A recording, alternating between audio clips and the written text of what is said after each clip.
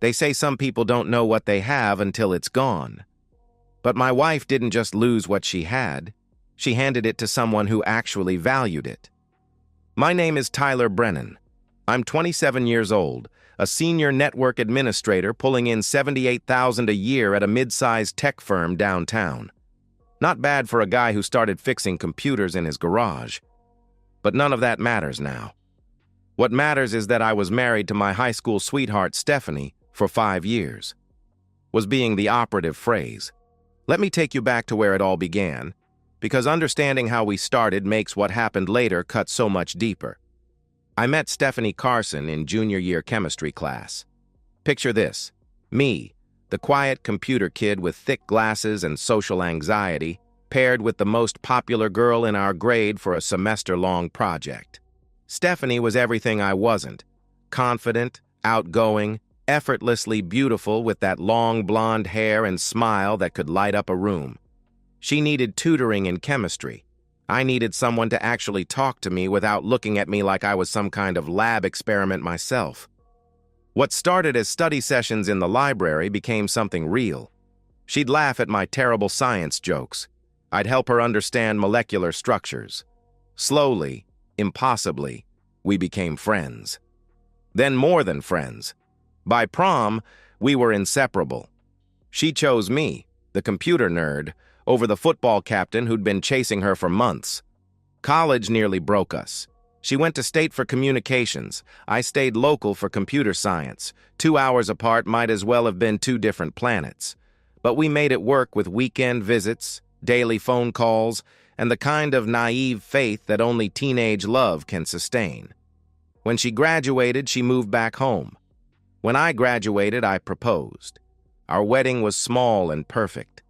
22 years old, both of us, standing in her parents' backyard under white Christmas lights, promising forever to each other. Her father walked her down the aisle with tears in his eyes. Her mother cried through the entire ceremony. Even her little sister Emma was sobbing into her tissues. Everyone believed in us. Hell, I believed in us. The early years were everything I'd dreamed of. We bought our first house together. Well, I bought it. I'd been saving since high school, working part-time jobs and living at home to build up a down payment. The 3-bedroom colonial on Maple Street wasn't fancy, but it was ours. I put it solely in my name, using my pre-marriage savings, but that was just paperwork. In my heart, everything I had was ours. Stephanie quit her receptionist job after our 2nd year of marriage. "I want to focus on building our home," she said, and it made perfect sense to me. She'd cook dinner, keep the house beautiful, maybe start a family soon. I supported her completely. My parents had shown me what real partnership looked like.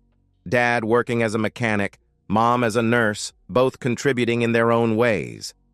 I thought Stephanie and I had that same understanding. For a while we did. But somewhere around our 6th year of marriage, things started to shift. Subtle changes at first, easy to dismiss. Stephanie joined a gym and started going religiously, 5 days a week. She began going out more with friends, girls' nights that stretched later and later. She'd come home smelling like alcohol and cigarettes, laughing about stories she wouldn't quite explain fully. "You should come out with us sometime," I'd suggest, and she'd wave me off. "It's just girl talk, Tyler. You'd be bored," she would reply. She started dropping comments that made my stomach twist. "Sometimes I wonder what would have happened if I hadn't settled down so young," she'd say while scrolling through Facebook, looking at college friends posting pictures from bars and concerts. "I feel like I missed out on so much." Her phone became a permanent fixture in her hand, always face down on the table, always with her in the bathroom, always silent when I was around, but constantly buzzing when she thought I wasn't paying attention. When I'd ask about late-night texts, she'd say it was work or family or friends with relationship drama. I suggested date nights, weekend getaways. She always had excuses. Too tired from the gym, plans with friends. "Maybe next week, Tyler," she'd always respond. The worst part was how she made me feel crazy for noticing. When I'd point out that she seemed distant, She'd accuse me of being clingy. "You're imagining things," became her favorite phrase. My upbringing had taught me that commitment meant something, that marriage wasn't disposable. My parents had been together for 32 years. They'd shown me what real love looked like: steady, faithful, enduring. I thought Stephanie shared these values. I was an idiot. That last Tuesday morning, 7 years into our marriage, I woke up to an empty bed. Stephanie's side was cold. I called her name. No answer. Walking downstairs, I saw a folded piece of paper on the kitchen table with my name written across it. I opened it, read the first line, and my entire world collapsed in the space between one heartbeat and the next. "Tyler, I love you, but I can't do this anymore. I married too young and I've never been with anyone but you. I need to explore other options before I can commit to having children and spending the rest of my life with one person. I'll be staying with friends for a while to figure things out. Please don't try to contact me. I need space to discover who I am when I'm not somebody's wife. I'll come back when I'm ready to talk about our future. Stephanie." I read it 3 times before the words actually penetrated. Each reading felt like another punch to the gut. The clinical detachment of it. The way she wrote about our marriage like it was a subscription service she could pause whenever convenient. The assumption that I'd be waiting here like some loyal dog when she decided she was done exploring. But what gutted me most was that final line. "I'll come back when I'm ready." Not if. When. Like it was a given that I'd still be here, that our marriage would still be here, that she could just walk back into the life she'd abandoned whenever she felt like it. The strangest thing was how calm I felt. I wasn't crying, wasn't screaming, wasn't throwing things. I was just empty, numb. Like my emotional system had overloaded and shut down completely. I got dressed, went to work, sat in meetings, fixed network problems, answered emails, functioned like a human being while feeling completely disconnected from everything around me. That evening, I called Stephanie's parents. Robert Carson answered on the second ring. "Tyler, how are you, son?" He greeted me warmly. "Robert, I need to tell you something. Stephanie left this morning. She left a note saying she needs to explore being with other people before committing to our marriage," I explained. The silence stretched so long I thought the call had dropped. "What?" His voice was barely a whisper when he finally responded. "She said she married too young and needs to see what else is out there before having kids with me," I continued. "Jesus Christ, Tyler, I'm so sorry. I don't even know what to say," he replied, and I could hear him breathing heavily. "Has she called you? Explained anything?" he asked. "No contact. The note said not to reach out to her," I answered. "This is insane. Linda's going to lose her mind." "Have you talked to Emma?" he suggested. Emma, Stephanie's younger sister, 24 years old, a dental hygienist with her life together in ways Stephanie apparently didn't.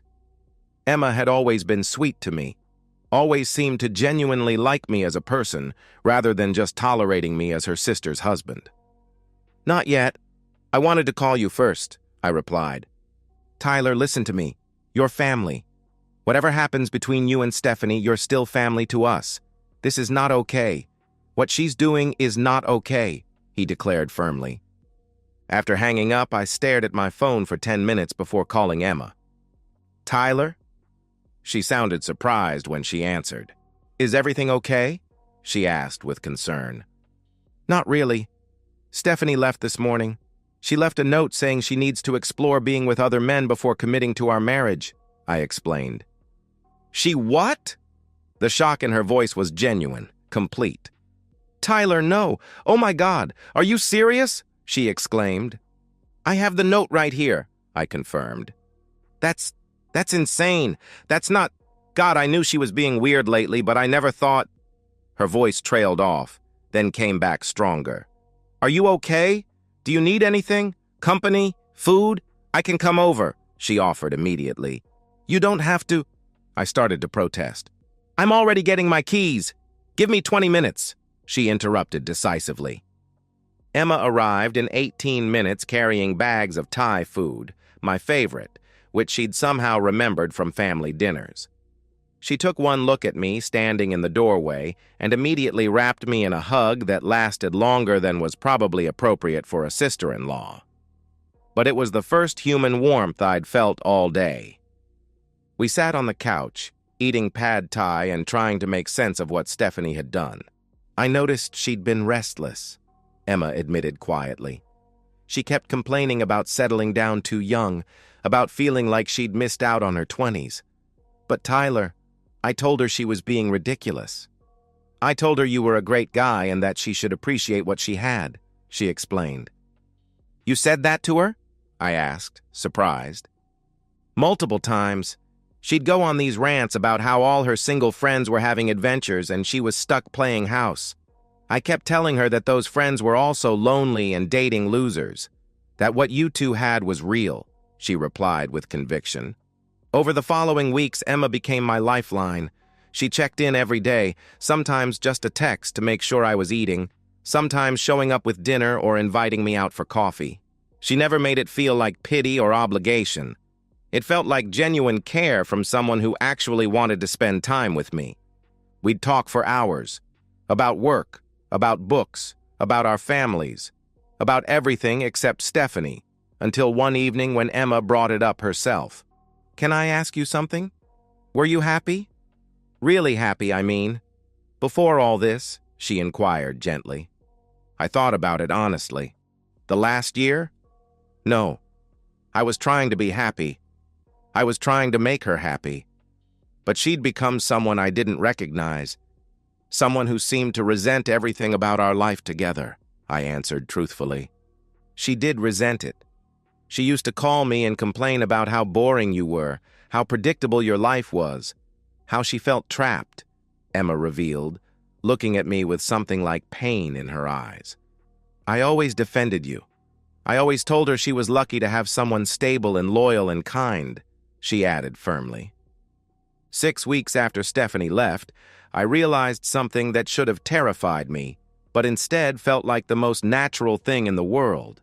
I hadn't thought about Stephanie in 3 days.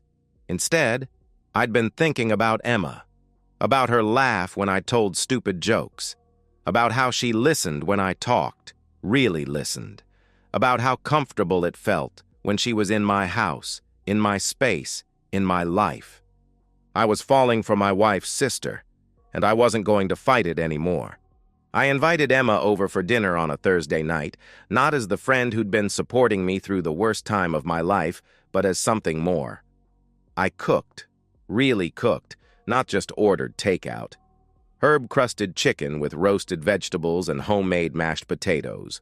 The kind of meal Stephanie always said was, too much effort for just us. Emma arrived with a bottle of wine and that smile that had become the best part of my days. She was wearing a blue sundress that brought out her eyes, and she'd done something different with her hair. For the first time since she'd been coming over, it felt like a date. "This smells amazing," she said, following me into the kitchen. "When did you learn to cook like this?" she asked admiringly. "I've always known how. Stephanie just never wanted me to bother," I replied. "Her loss," Emma responded, and something in the way she said it made my heart speed up. We ate at the dining room table instead of on the couch, with actual candles and the good china that hadn't been used in months. The conversation flowed easily. It always did with Emma. But there was an undercurrent tonight that we'd both been dancing around for weeks. "Emma," I said as we finished the main course, "I need to tell you something." She set down her fork, suddenly serious. "Okay," she replied quietly. "I want to thank you for everything you've done these past 2 months, for being here, for caring, for making sure I didn't disappear into my own head," I began earnestly. "Tyler, that's what friends do." She started to protest. "You're more than a friend," I interrupted, the words coming out quietly but firmly. "You've been there every single day. You've cared about me more in the last 8 weeks than Stephanie did in the last year of our marriage." Emma's cheeks flushed pink. "Tyler," she whispered, I reached across the table and took her hand. I'm not saying this to make things weird between us. I just want you to know that you matter to me, not as Stephanie's sister. You matter to me as Emma, I said sincerely. She stared down at our joined hands for a long moment. When she looked up, her eyes were bright with unshed tears. You matter to me too, she confessed softly. Over the next month, we spent almost every evening together. Sometimes at my house, sometimes at her apartment, sometimes just walking through the park or getting coffee downtown. One night, we went to see a movie, and when I drove her home, neither of us wanted the evening to end. We sat in her driveway talking until nearly midnight. When she finally reached for the door handle, I caught her hand. Emma, I called softly. She turned to look at me, and I saw something in her eyes that made my breath catch. Permission. Hope. The same feeling that had been building between us for weeks. I kissed her. Soft at first, tentative, giving her every opportunity to pull away. Instead, she kissed me back with a sweetness that made my chest ache. When we finally broke apart, she rested her forehead against mine. Is this wrong? She whispered. She left me, I said firmly. She chose to walk away. I know, but she's my sister, she replied with uncertainty. She made her choice, Emma. I'm making mine, I declared with conviction. Emma moved some belongings into the house gradually. Not a dramatic announcement, just small things that made sense. A toothbrush, some clothes for when she stayed over, her favorite coffee mug. It felt natural, organic, like she belonged there in ways Stephanie never quite had. While our relationship deepened, I was taking care of practical matters. The divorce attorney I consulted confirmed what I'd suspected. Since the house was solely in my name, purchased with my pre-marriage savings, Stephanie had no claim to it. With no children and Stephanie having contributed nothing financially for the past 3 years, the divorce would be straightforward. She abandoned the marriage, the lawyer explained professionally. Combined with her own written admission that she left to explore other options, she has no leverage here. I had the papers drawn up but didn't file them yet. I was waiting. I knew Stephanie would come back eventually, probably when her adventure got expensive or lonely or both. I wanted to be ready. I also changed the locks, consolidated our shared bank accounts into my name only, removed her from my health insurance. It wasn't vindictive. It was practical. She'd chosen to leave. I was choosing to move forward. Emma knew about all of it. She wasn't jealous or insecure about Stephanie's inevitable return. If anything, she seemed grimly satisfied that I wasn't sitting around waiting like a faithful dog. She's going to lose her mind when she finds out, Emma said one evening as we cooked dinner together. About us, I mean, she clarified. I stopped chopping vegetables and looked at her. Are you okay with that? With whatever happens when she comes back? I asked. Emma's smile was small but fierce. Tyler, my sister threw away the best thing that ever happened to her. She doesn't get to be upset when someone else recognizes your worth, she replied with determination. It might get ugly, I warned. Let it get ugly. She made her choice 3 months ago. You've made yours. She doesn't get to walk back in and pretend there aren't consequences, she responded firmly. You know she's going to lose her mind when she finds out, right? Emma added with a knowing look. I smiled grimly. Good. Let her feel what I felt when I read that note, I replied. Exactly 3 months after Stephanie left, Emma and I were in the living room when we heard a car pull into the driveway. We exchanged a knowing look. We both knew this moment would come. I walked to the door, divorce papers already in my jacket pocket. Emma stood beside me, no longer hiding. The knock came. I opened the door. Stephanie stood there with her suitcase, mascara smudged, looking like someone who'd just realized she'd made the worst mistake of her life. She was right. Stephanie stood at the door, suitcase in hand, hair different, shorter, darker, makeup smudged from crying, eyes red and desperate. Her first words carried an assumption that would shatter within seconds. "Tyler, I'm home," she declared, as if nothing had changed.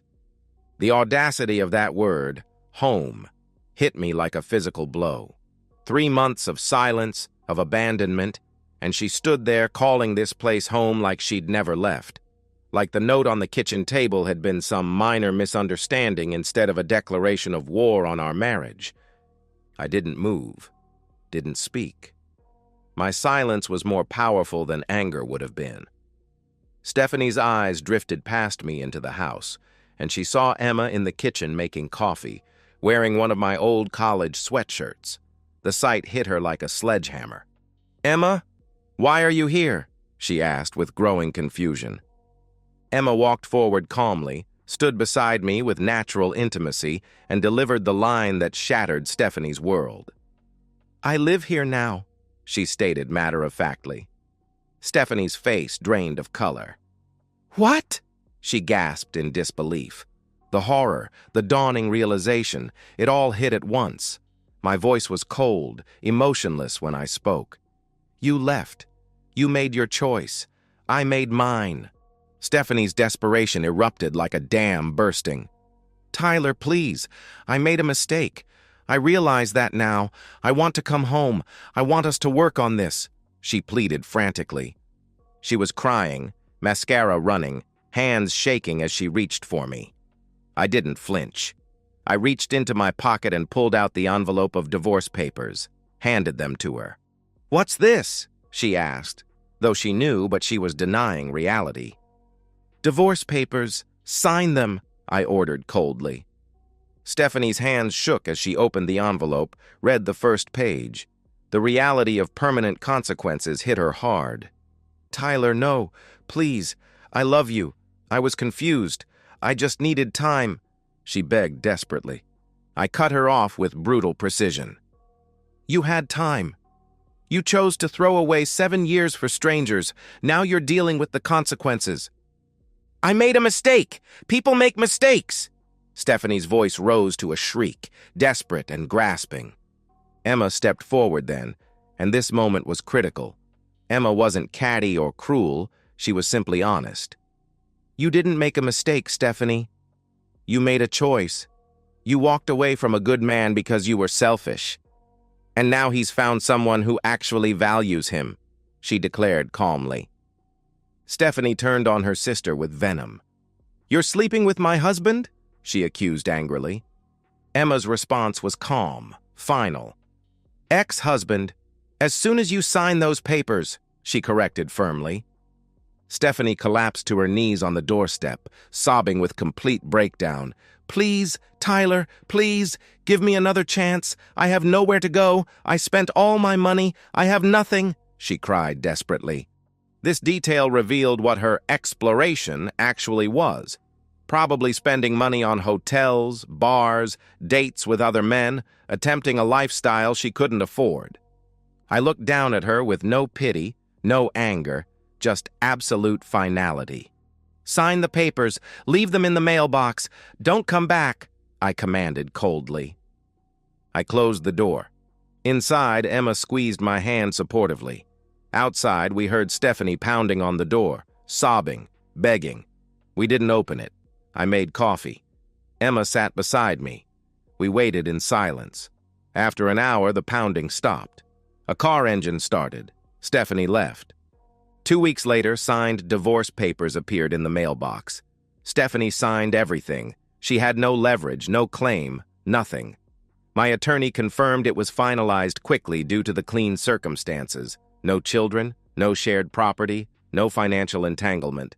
Stephanie got absolutely nothing, but she wasn't done trying. 2 weeks after the divorce was final, Stephanie returned late at night. She was thinner, exhausted, desperate. She knocked. I opened the door with Emma behind me. "Tyler, please, I need help. I need money. Just $1,000. I haven't eaten in days. I have nowhere to go," she begged pathetically. My response was the final nail.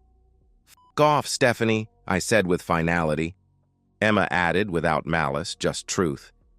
"Get a job, like the rest of us," she suggested simply. I closed the door again. We didn't open it again. Sometimes the best revenge isn't dramatic. It's just watching someone realize they threw away something irreplaceable, and that you're happier without them. 1 year ago today, I woke up to an empty bed and a note that destroyed everything I thought I knew about love, loyalty, and the woman I'd married. Today, I wake up to Emma's arm draped across my chest, her face peaceful in the morning light streaming through our bedroom window. Our bedroom, our house, our life. I'm 28 now. Emma and I have been married for 6 months.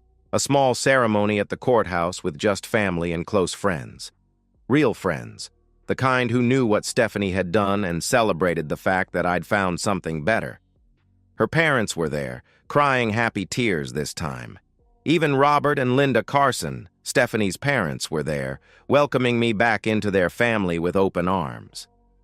"You were always the son we wanted," Robert told me at the small reception afterward. "We just got confused about which daughter was smart enough to appreciate you," he admitted with regret. Work has been good to me. The promotion to network security lead came with a bump to $88,000 a year, plus better benefits. Emma still works as a dental hygienist at the practice downtown, and she loves it. We're partners in every sense of the word, financially, emotionally, practically.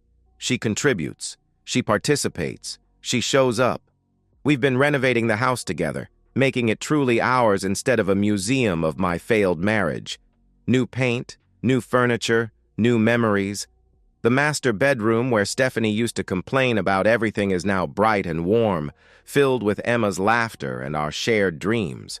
We're talking seriously about kids, something that feels natural and exciting with Emma, whereas with Stephanie it always felt like an obligation I was pushing for alone.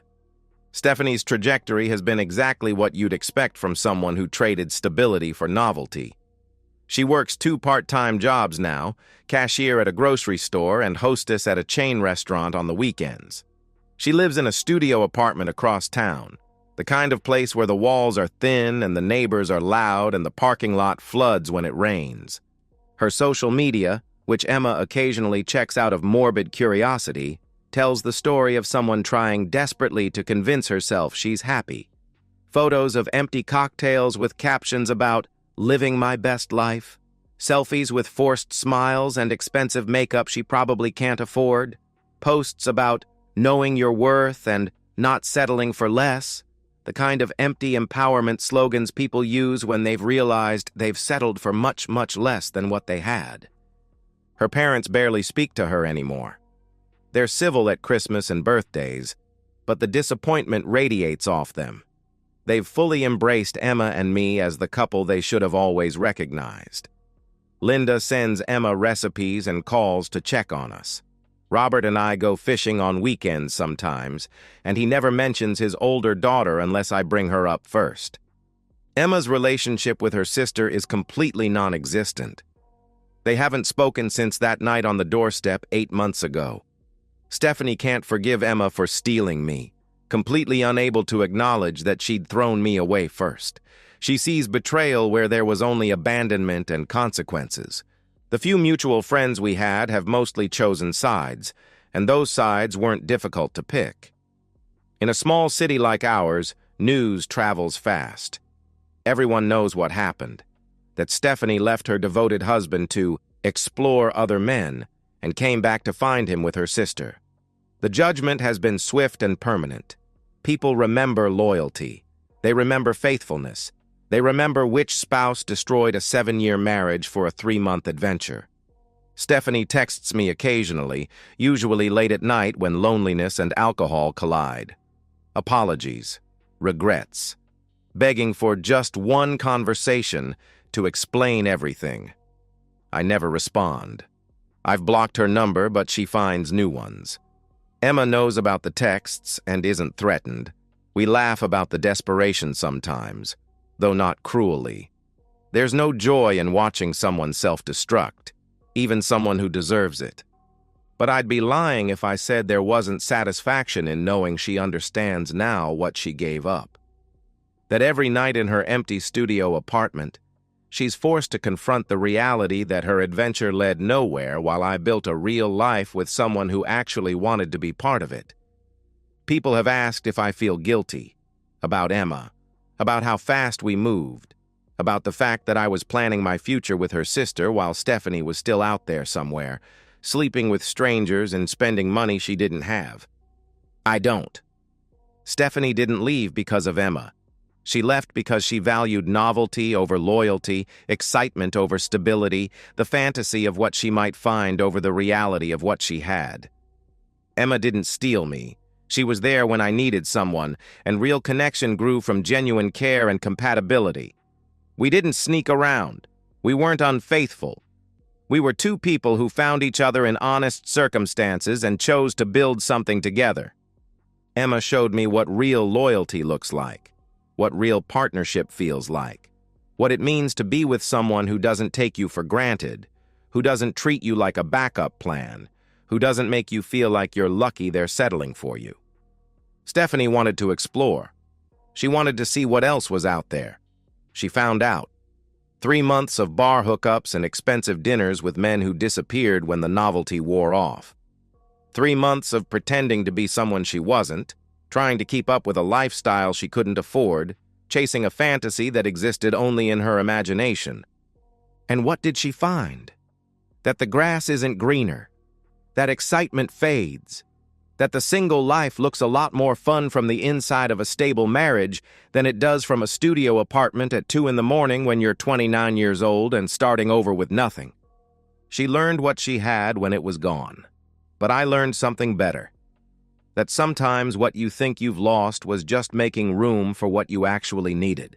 To anyone reading this, anyone who might be going through something similar, don't wait for people who don't value you. Don't give second chances to people who chose to leave. Don't put your life on hold for someone who's treating your relationship like a convenience store, something they can walk away from and expect to find exactly the same when they decide to come back. Life's too short. The right person is out there, sometimes closer than you think. I'm living proof of that. They say some people don't know what they have until it's gone. Stephanie learned that lesson, but I learned something better. That sometimes what you thought you lost was just making room for what you actually needed. And so, we've reached the end of today's story. Was it what you expected, or did it take a twist you didn't see coming? I'm curious to hear your thoughts. Share them in the comments below, and let's get a conversation going. If this story kept you hooked, make sure to hit that like button. And if you're new here or just haven't subscribed yet, now's the perfect time to join our community. I bring you fresh, captivating stories every day, so click that subscribe button and turn on notifications so you never miss out. Thanks for watching, and I'll see you in the next one.